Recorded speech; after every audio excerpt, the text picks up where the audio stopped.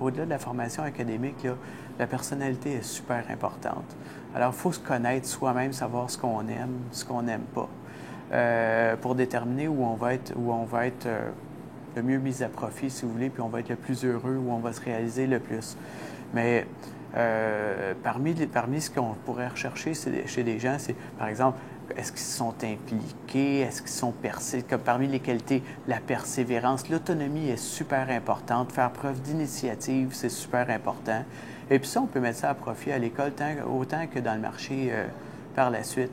Et puis c'est ce qui va nous, je crois, rendre plus performants ou plus forts dans notre travail. Il n'y a pas tant, j'ai pas vu tant de gens passer de la finance d'entreprise à la finance de marché et vice-versa. On dirait que quand on a un profil finance de marché, on commence à travailler là-dedans, puis on évolue dans ce secteur-là. Quand on aime la finance d'entreprise, on a étudié, on a orienté nos études-là, on travaille dans ce secteur-là, puis on est soit du côté, soit à l'interne ou à l'externe de l'entreprise, mais on va plutôt avoir tendance à rester dans ce secteur-là. Ça, c'est important de connaître.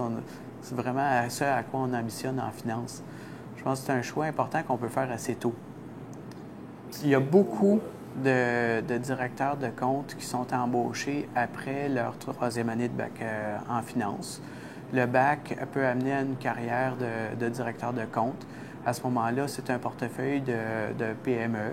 Et puis, pour faire un bon pont entre la formation académique puis le travail, chez nous, en tout cas, on a une période d'intégration d'environ 6 mois où on complète la formation et on va aller plus du côté pratique.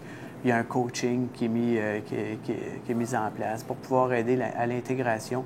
Et les gens, là, tout de suite après leurs études, peuvent vraiment là, entrer dans un poste de direction de portefeuille puis gérer des relations, faire de la vente, structurer des financements puis servir les clients. Et puis après, bien, je dirais qu'avec de l'expérience, bien, on a des portefeuilles plus matures. Et là, il y a deux cheminements qui vont se pointer. Soit on va vouloir se spécialiser, faire des choses de plus en plus complexes et approfondies, ou alors on va vouloir devenir gestionnaire.